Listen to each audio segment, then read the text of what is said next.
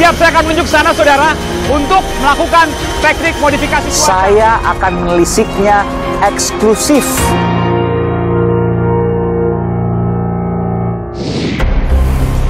Saudara, bukan pencuri biasa.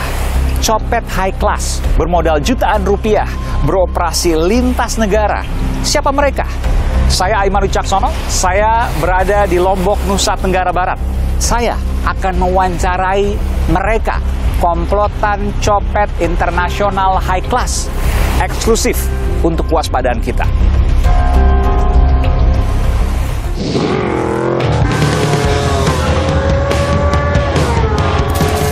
Halus, santai. Halus. Yang penting wes kecekel. Ya.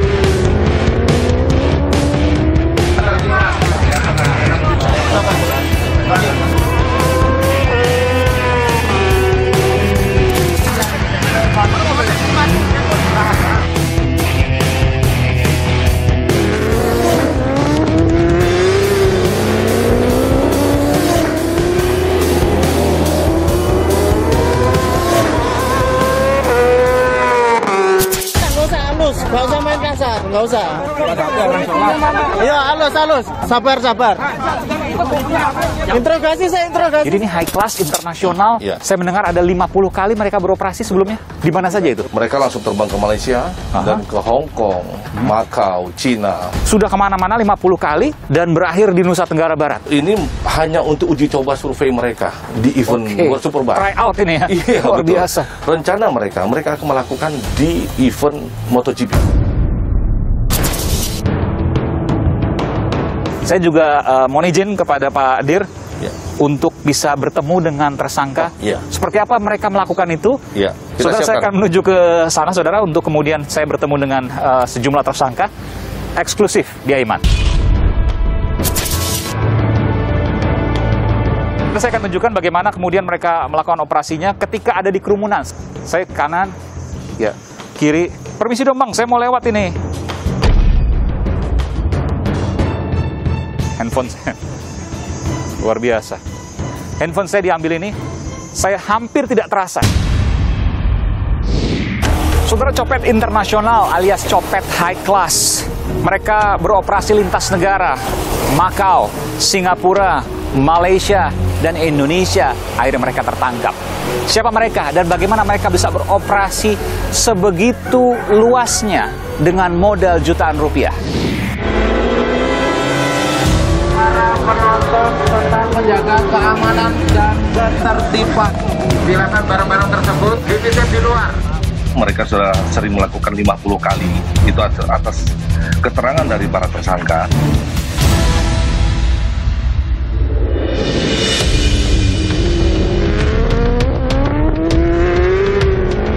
Raungan suara motor memecah sunyi Mandalika.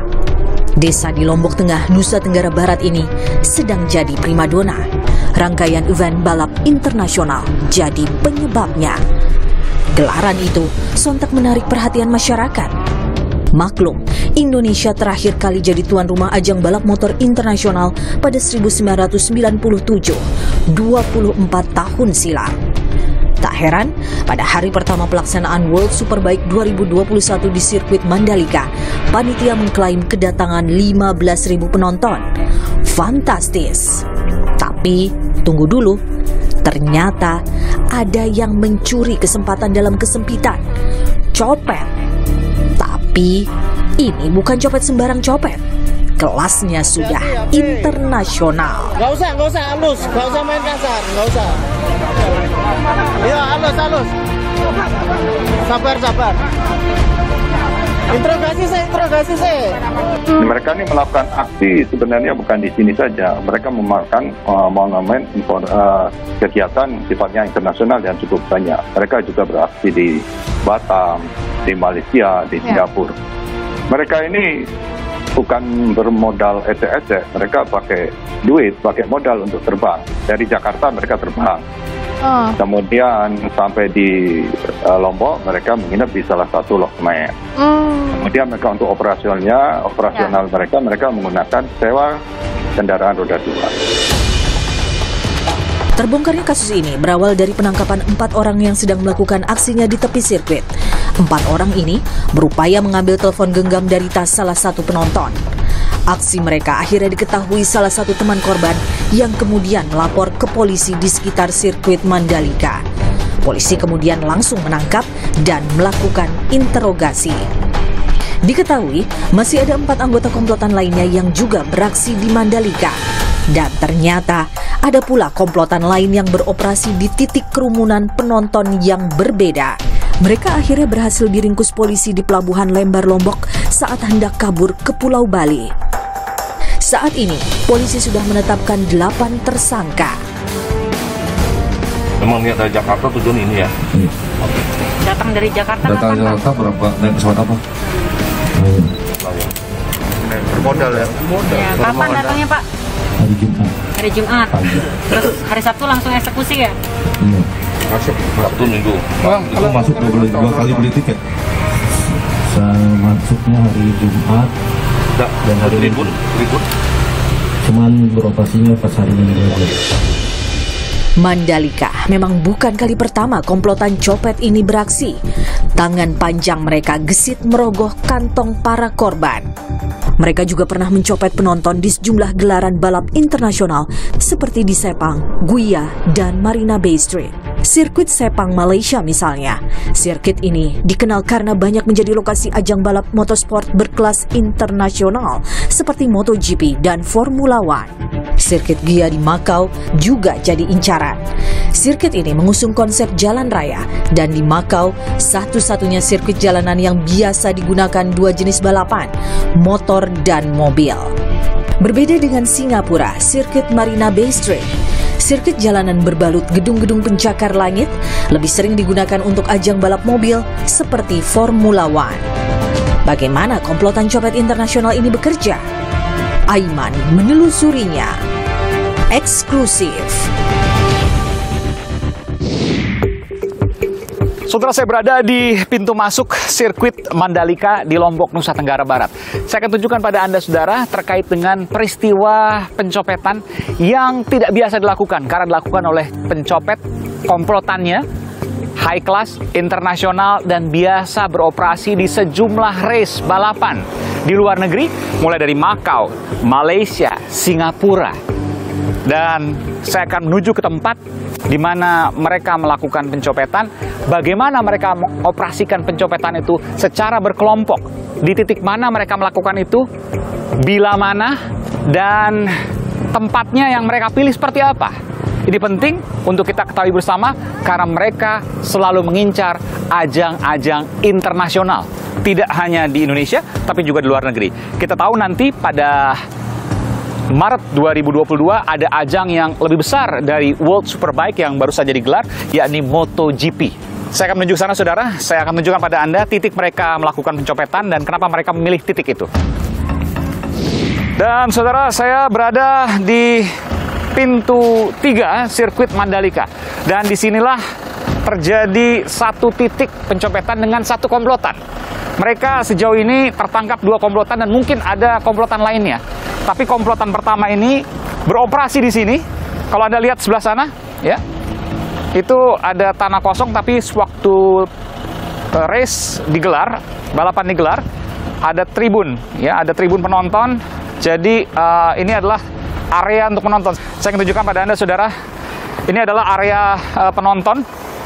Ya, tidak bisa masuk. Ini batas pagar. Ini dibuka karena memang tidak ada pagelaran. Saya sedikit masuk ke dalam.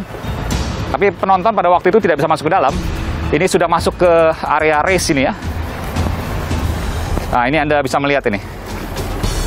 Saya akan tunjukkan sedikit. Iya. Ini masuk ke sirkuit Mandalika. Ini gravelnya atau batu kerikilnya. Ya, inilah race-nya nih. Aspalnya ini, saudara, memang berbeda dengan aspal yang berada di jalan raya atau jalan tol misalnya. Dan ini.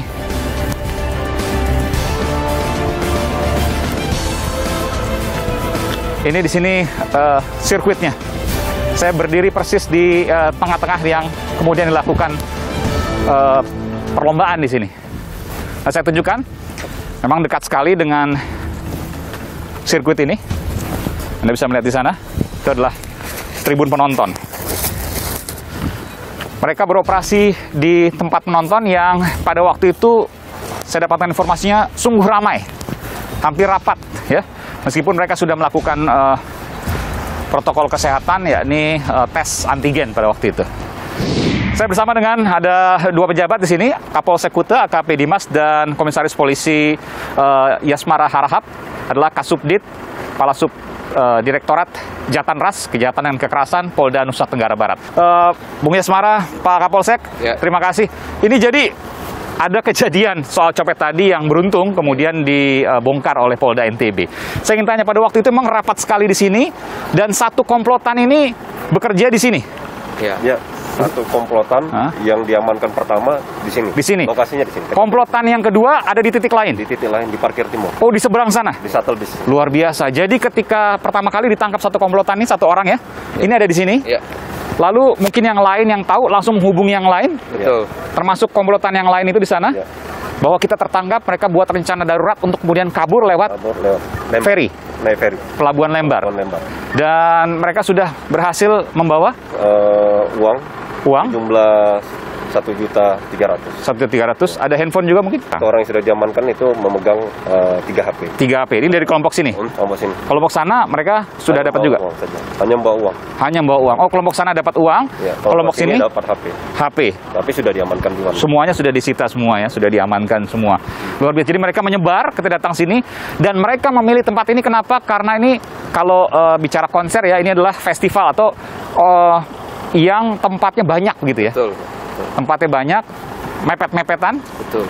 Dan kemudian kemungkinan mereka untuk ngambil atau mencopet atau istilah mereka nyoneng, betul ya? Ya, nyoneng itu lebih gampang di sini. Betul. Luar biasa. Waktu itu penontonnya berapa panjang Pak dari sini Pak? Di sini ada 3 baris tribun. 3 baris tribun. Mereka duduk, ada juga yang berdiri? Ada juga yang berdiri. Kenapa ramai? Karena di belakang sini juga banyak stand-stand atau venue-venue penjualan. Oke. Jadi menonton mereka juga bisa turun. Mau minum misalnya, makan, minum. Ya. Jadi lalu lalang padat sekali itu. Betul. Dan itu saudara yang kemudian saya dapatkan informasi dari lapangan. Saya akan tunjukkan Anda sedikit ya ke dalam. Jadi di sini ya, Pak Kapolsek, Pak Kasubdit. Ini tribun dari depan sini sampai kurang lebih mohon maaf dari situ. Ya, oh dari situ, oke. Ke sana. Kira-kira lebarnya? Lebarnya kurang lebih 8 meter. 8 meter. Dengan berundak-undak seperti itu. Oke, sekarang dibongkar karena sudah nggak ada lagi. Nanti ada MotoGP dibangun lagi? Dibangun lagi. Oke. Saudara, saya akan terus menggali soal pencopet high class internasional bermodal jutaan yang tidak biasa dan mereka biasa beroperasi di sirkuit-sirkuit yang menggelar ajang internasional. Mereka beroperasi puluhan kali di luar dan tertangkap di sini. Seperti apa mereka? Saya akan coba untuk mewawancarai eksklusif pada sejumlah tersangka dan sebelumnya saya akan menuju ke Polda Nusa Tenggara Barat di mana mereka dilakukan penahanan di sana. Kulit saya saudara, saya akan mencoba untuk mewawancarainya eksklusif.